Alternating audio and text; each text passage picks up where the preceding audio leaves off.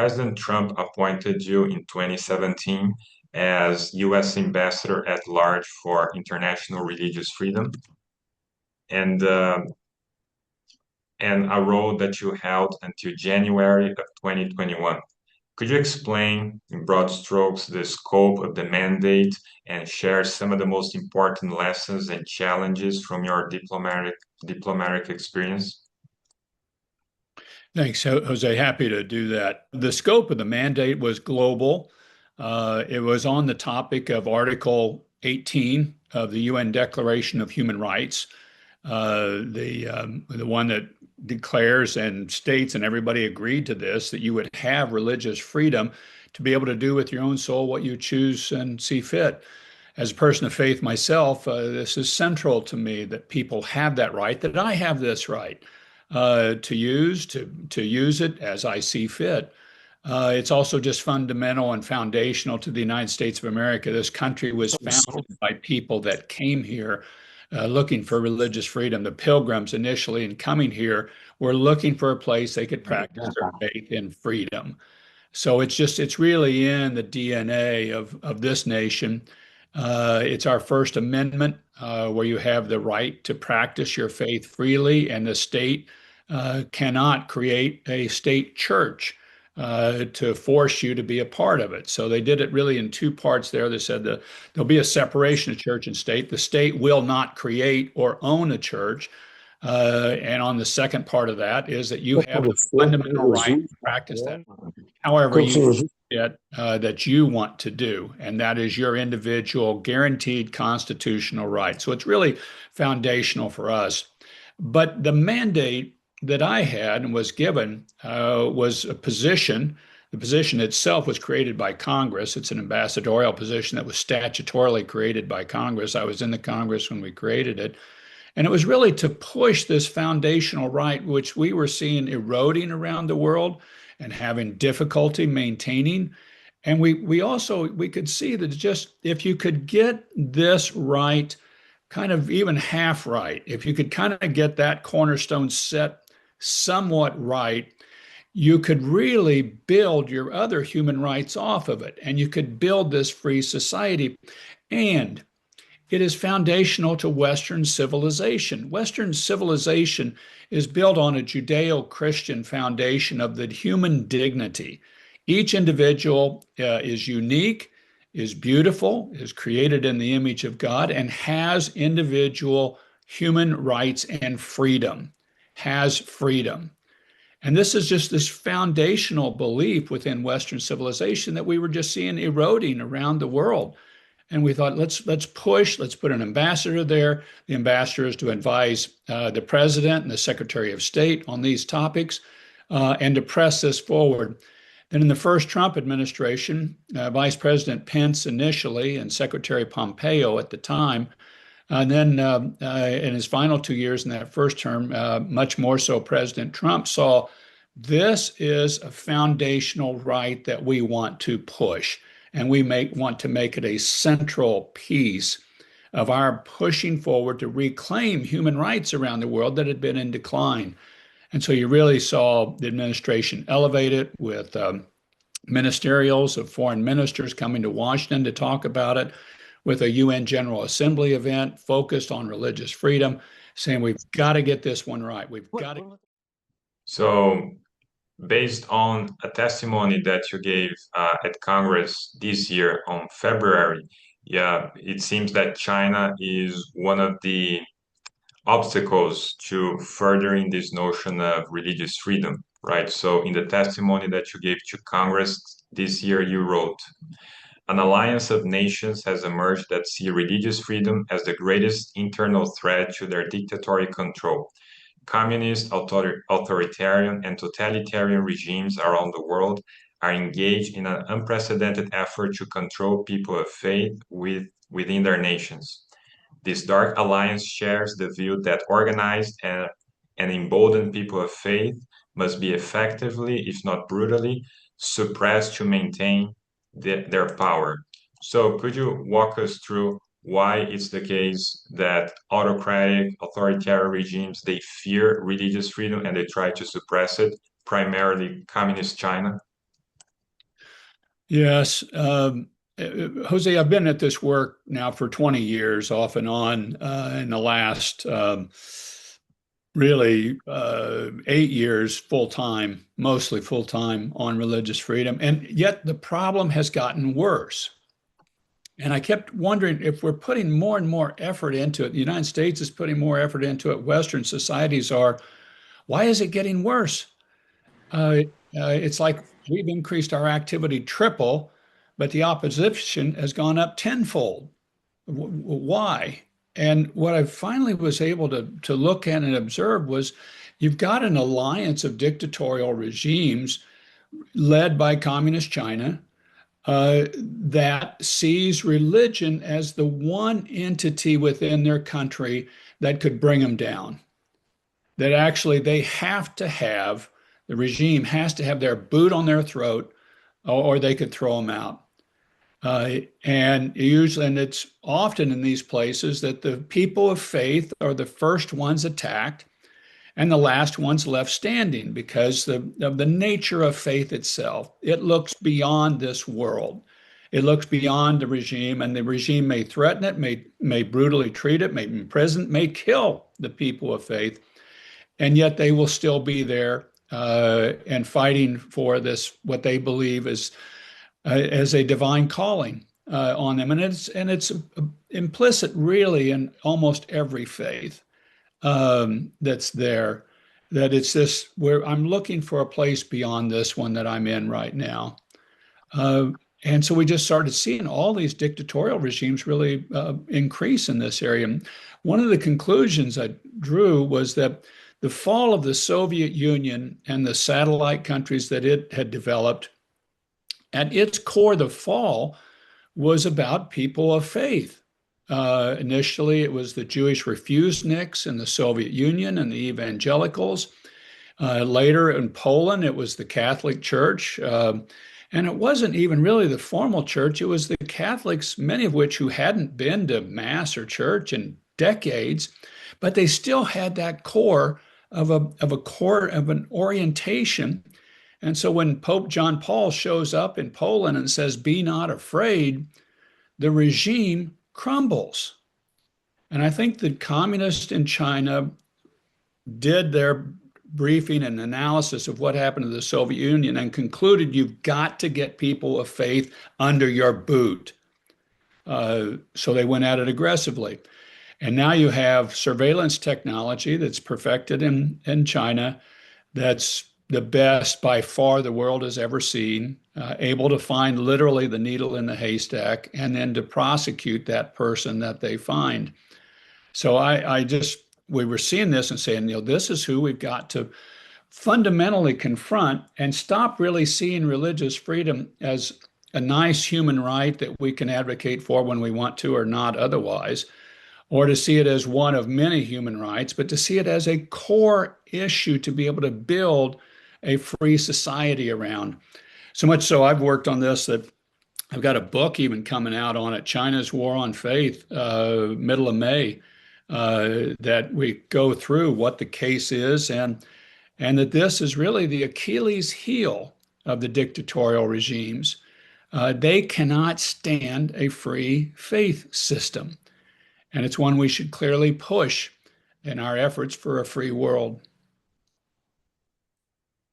Thank you. And so you mentioned your book, China's War on Faith, and we see that there are many challenges emerging throughout the world. One of them being in Nigeria, right? So recently, you and I we talked about it. What happened on last Palm Sunday in Nigeria? So could you talk a little bit about Nigeria specifically? Because even though I mean, there's a we might even call it a genocide going on there. We see very little coverage by the so-called mainstream media. So could you please talk about Nigeria and other countries in the region that where you think that this is a critical issue and doesn't get enough coverage from the media? Now, so on Palm Sunday, 2 days ago, saw 40 Christians gunned down in the streets that were out celebrating Palm Sunday. and just literally gunned down by radical Islamic jihadists in that situation, which is a second reason why I think Western societies, in particular, freedom loving societies, have to stand for religious freedom. Because if you don't, you will see the clash of civilizations, which is really what you're seeing in Nigeria today, is a radical, fundamentalist, militant Islamic organizations, a number of organizations attacking another faith, in this case, Christians in that country, or in some cases, even moderate Muslims that they don't agree with. And my point in making this is that, again, you've got this issue of religious freedom. If religious freedom is the objective of the government to guarantee for everybody, it doesn't pick a religion, it doesn't pick a winner or a loser, but it says to everybody, you have the right to practice whatever your faith is, and we will protect that right. We will fight to protect that right. We may not agree with the choice you made, but we will fight to protect your right. You can subdue that clash of civilizations. Civilizations are built on a religion. And you've got the area, the MENA region, Middle East, North Africa region, primarily built on Islam. You've got the European, US, much of Western Hemisphere built on Christianity, on that Judeo-Christian ethic. Civilizations are built on a religion. You will see Huntington's clash of civilizations if you don't have governments that guarantee this right of religious freedom, because these civilizations will clash. They will fight, and it will be bloody and it will be brutal. And that, in my estimation, really is what you're seeing in Nigeria today, is this fight right in that middle belt of Africa. And you're going to see a big bloody fight throughout Africa if, again, you don't have governments protecting this fundamental right of everybody, not picking which religion, but supporting and fighting for the right. And just so our audience has an idea, there's a estimate by the Holy See that today about 400 million Christians face persecution all over the world. And that's the case in Africa, but it's also the case closer to home in Latin America. So for those in our audience who are unaware of this, the US State Department publishes on an annual basis a report assessing the situation of religious freedom in multiple countries. So there are two countries in Latin America that are called countries of particularly concern, namely Cuba and Nicaragua. So could you please explain to us what the situation in Cuba and Nicaragua is these days? It's in essence, you don't have religious freedom in those countries. And Nicaragua is one that's really taken this turn much harder more recently than Cuba. Cuba's been this way since it's been a communist regime. Communism is an atheistic governmental structure. It does not allow the position of uh, anybody to claim that there is a God. And I guess you can claim it, but they won't allow people to freely and publicly practice it in ways uninhibited by the state. They'll let some people practice it, but there's limitations put on. And then Nicaragua more recently, and this I think really tracks with when they started lining up more closely to China and away from Taiwan, which is a fairly recent development within the last 5 years, that the Ortega regime just went much harder against the Catholic Church. And I assume, and I think what really took place was the Chinese Communist Party said, you've got to get the Catholic Church and the evangelicals under your boot, or they could throw you out.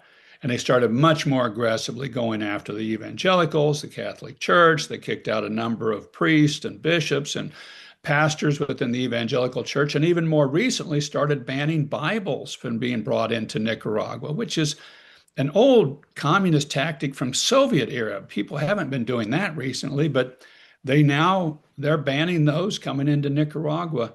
So again, it's these sort of totalitarian, dictatorial, authoritarian regimes that don't countenance or want an organization that's not completely beholden or under their authority, which is generally a religious body, fits in that mold. One of the things, Jose, I want to point out to the people here on this call, this is fundamental whether you're a person of faith or not. And let me cite an experience in the United States. Martin Luther King Jr., Dr. Martin Luther King Jr. led the civil rights movement in the 60s, really, in the United States. He was a pastor. He was a minister. He was a black minister, and he primarily organized within the black church. Not exclusively, but that was the primary kind of organizing place that they went to. And I've gone on civil rights pilgrimages to places in the United States. And it was the church that provided the organizational structure.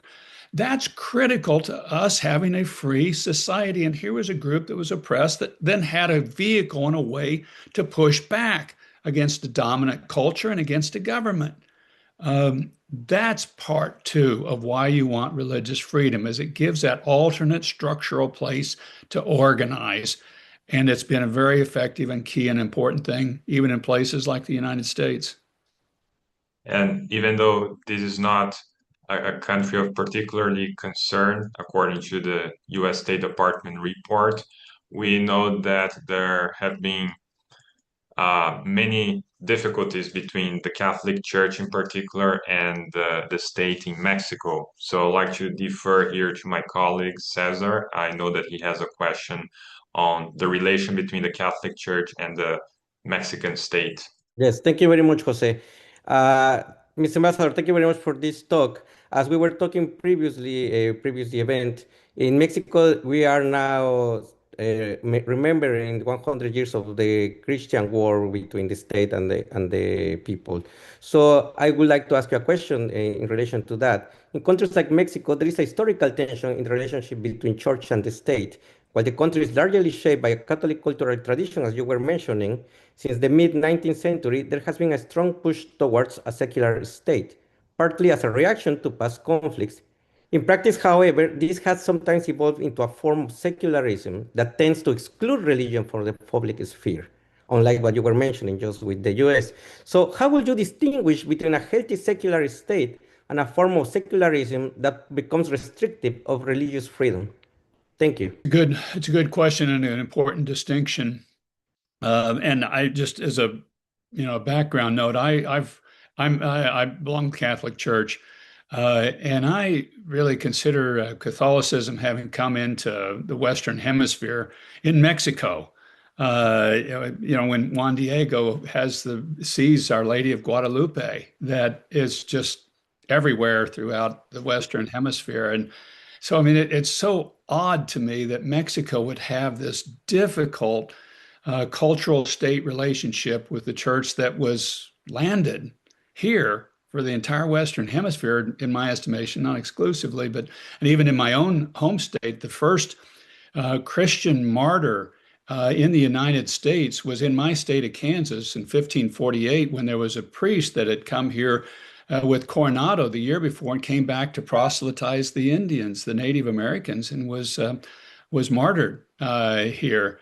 There's just this rich history and deep history and a loving history. I think what you see in a lot of places is, again, this effort by government. If we can't own the church, we've got to hold it down and suppress it because it's an alternate organizational structure that we don't control and we want to control. And I've been a part of government for much of my life, and government likes to control lots of things. That's also why our Constitution of the United States tries to limit government's control, because it's just this nature of government to do that. And I think that's what you see, unfortunately, in Mexico, is this effort by government to control things that they shouldn't control. People should be allowed to freely practice their faith.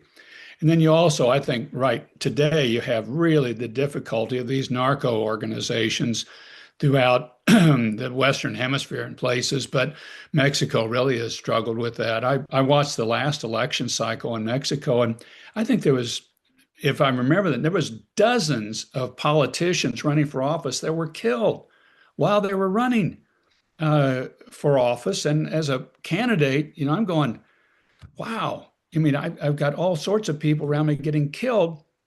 So your tendency as a public official then is to go, well, either I've got to really confront these guys and be heavily protected myself, or I should just kind of try to let this situation simmer and I'm not going to try to upset things too much.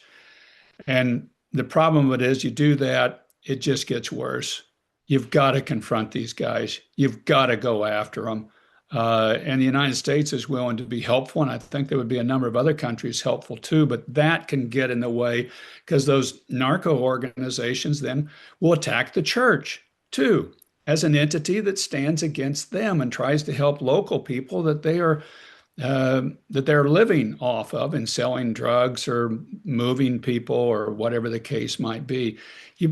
They have to be dealt with. You can't just let it grow and hope it goes away and just doesn't blow up in your watch. I think Mexico's got a very difficult situation today. I really think they do. But I think it's one that can only be answered by confronting this demon. Thank you. So far we have been talking about clear cases of religious persecution sponsored by the state, or at least the state lends private parties some kind of support. But we also see, particularly in Western societies, a different kind of despotism emerging, right? And religious believers, they are not necessarily persecuted, but there's a way that the state can use to make their lives more difficult. So, and you had the experience yourself with your organization. So in 2022, your organization's bank account was closed by JP Morgan Chase without any kind of explanation. So could you explain to us what the nature of your organization was and what were the events that led to that and what was the resolution ultimately? What was the National Committee for Religious Freedom, which, in the United States, you're kind of going, how can you get a much more American organization than the National Committee for Religious Freedom? Maybe National Committee for Apple Pie might be seen as more American, but this is just fundamentally what the country was built upon. And we had the bank account open for about 40 days before JP Morgan Chase, when I went to put a deposit in it to get the account going, said the account's been closed. It was closed at the corporate office. Where that says non-revocable, and you're not supposed to say anything else about it. It was what the lady read to me off of the computer screen at the local office I'd gone to, and I was just stunned. But what it indicated was the thing you're talking about, what happens in Western societies, which is really, they don't generally tend to throw you in jail, although we've just seen a Finnish parliamentarian lose a case on hate speech that she could be going to jail about. They really try to suffocate you. It's a suffocation technique more. Either way, you're dead. But in that suffocating area where they just put a big wet tarp over you, they try to keep you from being able to participate in the public square. In our case, it was debanking. And when we went public with this, I had uh, anywhere from 15 to 20 organizations get a hold of me saying it had happened to them too, but they had just been private about it. And they found another bank, and we found another bank. And they just thought it was going to hurt them too much if they would fight it publicly. And I said, that's the very reason we ought to stand up for it, because if we don't stand up against this suffocation, there are other people that it's going to happen to them as well. And it can be debanking, it can be deplatforming, it can be de-insurancing, it can be firing your customer as an accountant because you're a pro-life organization. It can be situations where a community foundation gives to all sorts of charities, but not to ones that are in a disfavored group, like they stand for traditional marriage or they stand against abortion.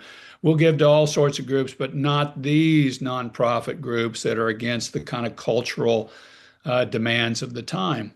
And that's what you tend to see taking place in the United States, in Western Europe, But we've got to push back against those as well and stand up and say we have a fundamental right to participate freely in the public square, in the public marketplace, just like anybody else, even though you may not agree with us about what we're standing for. And this serves Western societies well because what's kind of popular today may not be there in 5 years.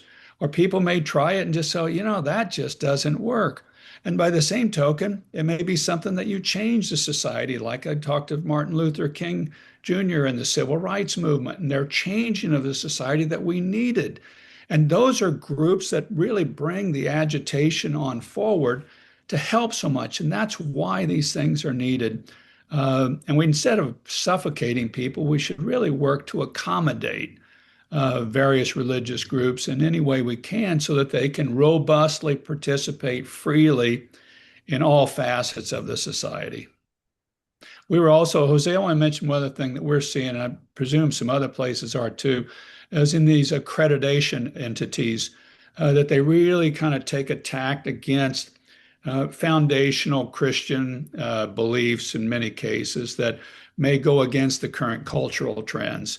And then they try to force Christian higher education universities or others to hoe to the line of the current cultural demands rather than to what their religious beliefs are. And this is a real pernicious one that I think people have to watch for and push back against. In other words, you have to dilute your Christian identity in order to conform to whatever the culture is saying. If you want to be a pharmacist, you got to give up this piece of your set of beliefs. If you want to be a social worker, you got to cast this piece to the side. And you're going, no, that's not accommodation. That's suffocation. Yes. And we're going to push back and fight against that on the grounds of religious freedom. One other real quick case on this is we have a number of Amish in the state of Kansas, my home state of Kansas, and some Amish sects don't allow their children to go to school past the age of 16. Now, I've got a doctor of law. I have a son who's a doctor. I believe in education. I think everybody should get an education, but I believe in their right to, okay, if you think people really should work more with their hands, and that's part of your fundamental belief that this is a way that you hope to organize your community to be able to reach the divine, we should reach an accommodation. And for a while, my state sued them and said, no, you got to go to school. And then they found an accommodation, said, okay, no, we'll let you test out of it as long as you know the material up into a graduation level. And that's what we ought to be doing. We are fundamentally stronger because we have Amish people in the United States and because we have Orthodox Jews that don't work on certain days, or we've got this community or that community. It helps us as an overall society and culture to accommodate people in those situations. And I know that you personally believe that the U.S. government is a force in the world in order to promote religious freedom. So, could you explain to us what role do you think the U.S. government should have in promoting religious freedom and emboldening people's faith throughout the world? I think we should make religious freedom a foundational global security issue, not a human rights issue. I think we should elevate it to a global security issue. I think it's a front and center issue for us in our confrontation with communist China and the authoritarian and totalitarian regimes that are aligned with it in the world. I think it is a fundamental issue for us into preventing the clash of civilizations that we're seeing take place in places, certainly in Africa, and you're seeing pieces of that in India and in other places as well. This is one of the key pieces. And we've got to get it out of the cul-de-sac of being a nice human right when you can do it, but it's not necessary, to know this is central to an interconnected world vision. And it's a completely diametrically opposed vision to what communism has, where the state is the highest authority and none can be above it. we believe that I believe that God is the ultimate authority, not the state. I am under the rules of the state and I will abide by the rules of the state. But these are just diametrically different viewpoints of the world. But I think one of these systems is going to be controlling things. Either it'll be a totalitarian run system or it'll be a democracy, free society oriented system. Uh, I had a friend of mine who did run the Tibetan government in exile, and he said either the world will change China or China will change the world. Uh, you're at these fundamentally different types of systems. Uh, One views religious freedom as a foundational right, the other views it as an existential threat. These systems are not going to be able to tolerate each other. Yeah, peaceful coexistence is not possible according to those terms, right? It isn't when you've got an ideology, a communist ideology that demands that it must run everything and no authority can be higher than the state, versus a democracy system that says you have the right, you have the human dignity to pick your own ideology of what you believe for as far as the theology of God and your pursuit, or to not pursue it at all, if you so choose. Yes, and even on that note, as our closing question, then we'll be taking questions from the audience. What would you say? How could you persuade someone who is not religious that nevertheless religious freedom is not only an important human rights issue, but a global security issue? I think I've covered most of that, Jose, in the sense that it's just this foundational difference. I wish we weren't in these confrontational positions today. I really do. I love China. I've got a daughter that we adopted from China. I love the Chinese people. I love the Chinese culture. Uh, I cannot stand a system that oppresses people as badly as that one does, and has killed more of its own people than any regime in the history of mankind. Um, I, uh, I think in this fight, we've just got to recognize these are fundamentally opposed systems to each other. And at its core is how you view the pursuit of God, whether he even exists, and what freedoms you have in pursuing him. That's at the very core of this division and fight. Well, thank you very much, Ambassador Brownback. And please correct me if I'm mistaken, but your book, I believe, is already available for pre-order on Amazon, right? It is. It So is. I'm going to share the link to it on the chat. So make sure that you get your copy. Um, and now I'd like to open for questions from the audience. So I have two questions here already. The first question is from Joanna. How can we safeguard religious freedom without reducing fundamentally different religious traditions to a single, homogenized framework in the name of neutrality?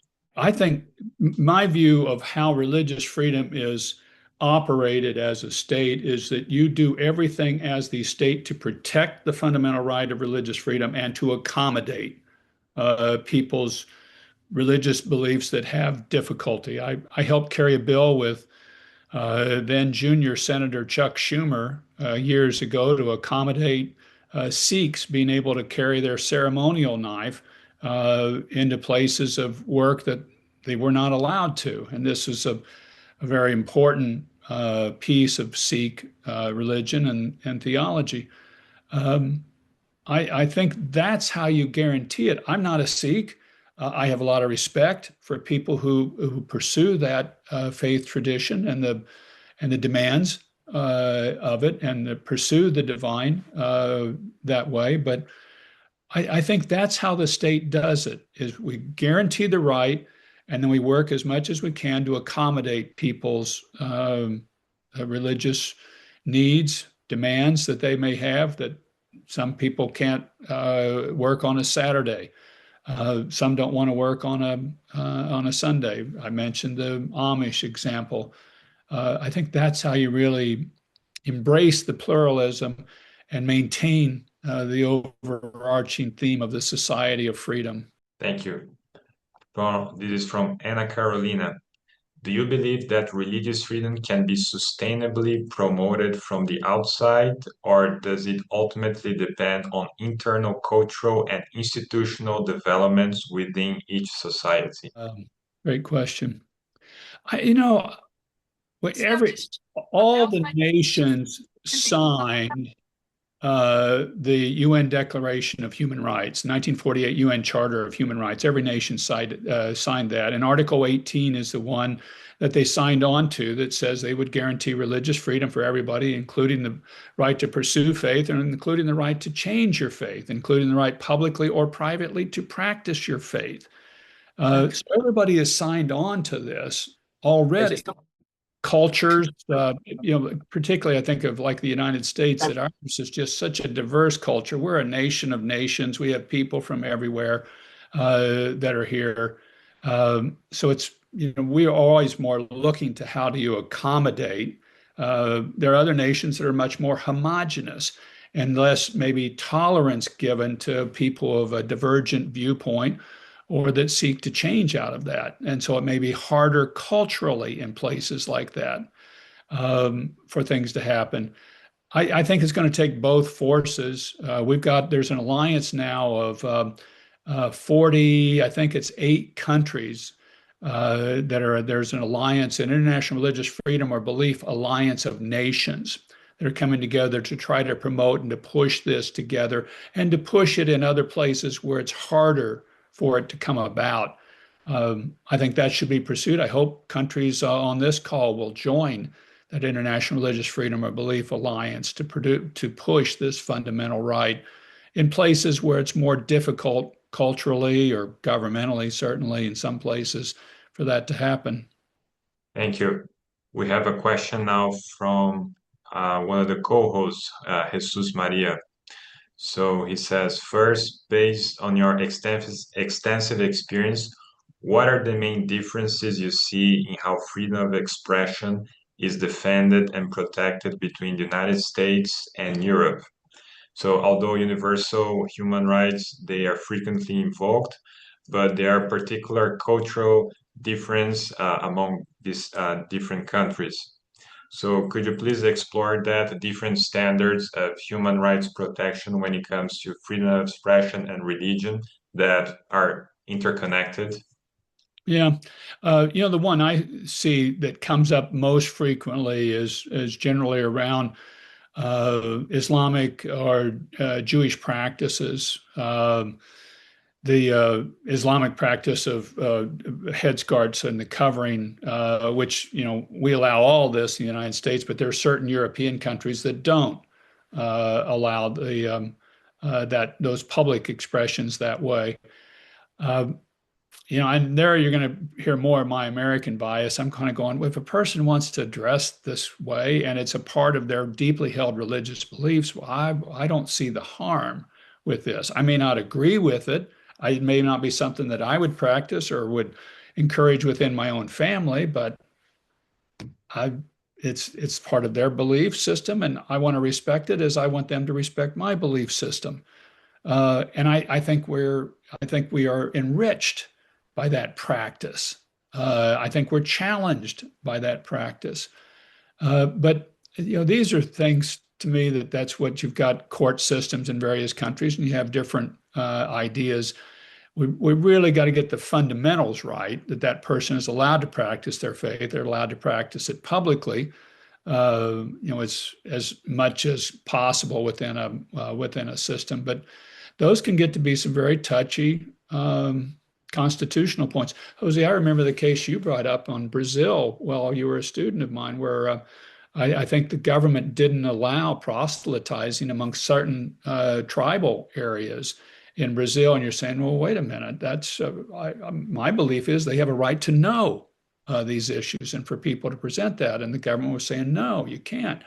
Well, okay, now seems to me they have a right to know whatever uh, they should have access to. But those are key ones in Western societies, I think, particularly, and why you need lawyers and also to me why you need a fundamental and robust definition and defense of religious freedom as this foundational right. The other and final point on this, I would say, is that I think these rights need to be broadly interpreted and defended because any ground that we give on religious freedom in the Western societies will be magnified in totalitarian regimes. And they'll say, well, you don't allow this in France, or you don't allow this in Brazil or the United States, when we can go even further with it. It just opens the door for more religious persecution. Thank you. I believe that Aldir raised his hand. So if you'd like to post your question to the chat or just address the ambassador directly. O ator Richard Gere, ele teve muita dificuldade quando ele passou a denunciar as violações de direitos humanos na China. Yeah, so Richard Gere, the actor, he started to face many difficulties when he started to denounce human rights violations in China. Durante as Olimpíadas de Pequim, em 2008, eu, particularmente, tive dificuldades em publicar artigos sobre violações de direitos humanos na China. And he's saying that during the Olympic Games in China in 2008, he personally had difficulties publishing articles denouncing human rights violations in China.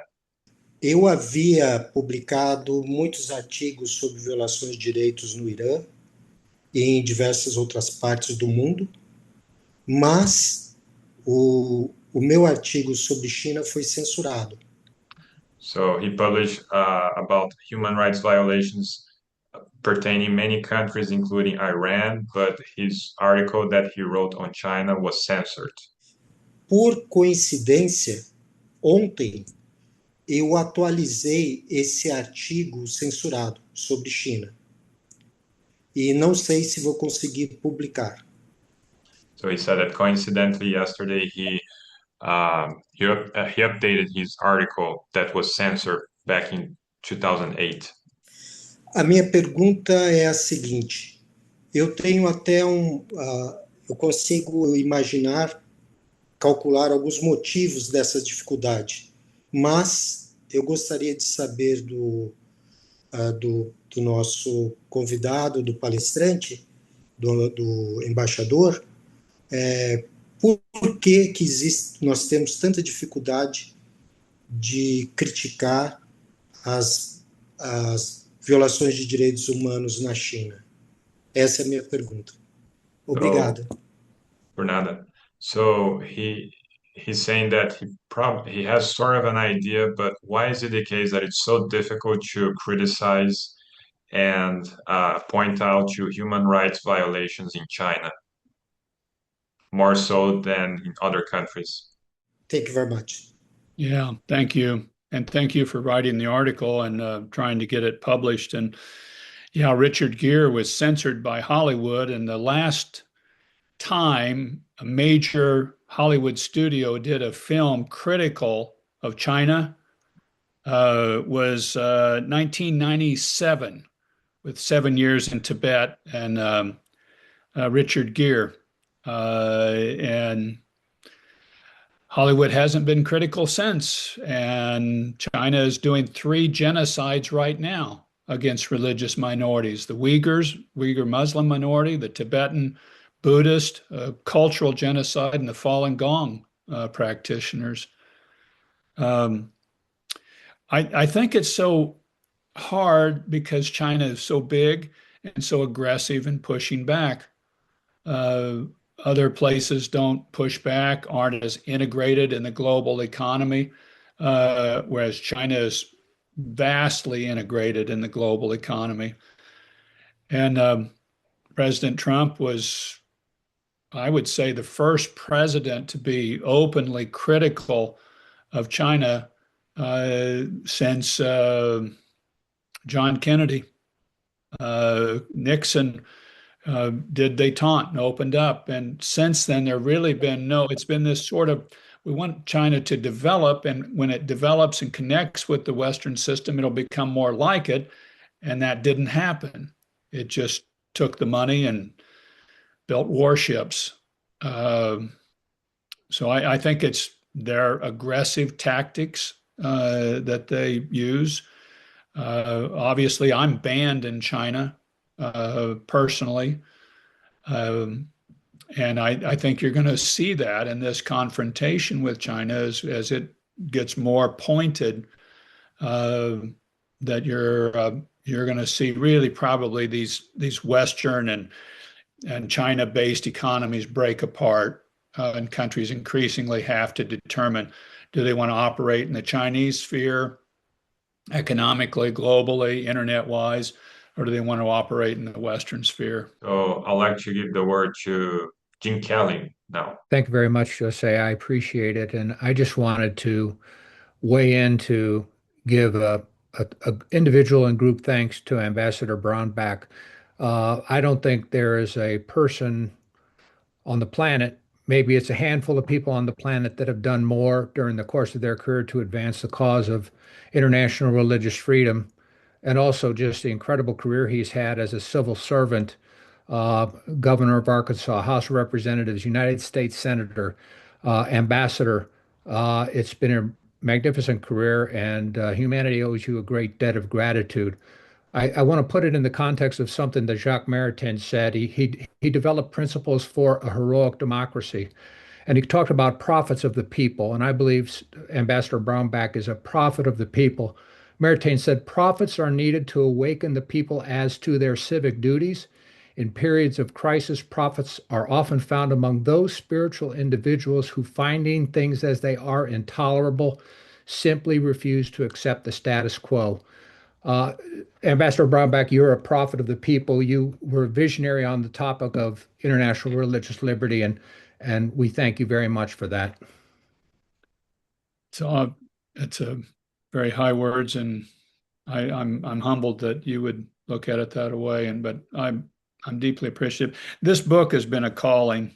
This work has been a calling for years, and and you wish the world was not this way. I don't like doing this. I'm not a naturally confrontational person, but it is this way. And at some point in time, you just got to say no, no more.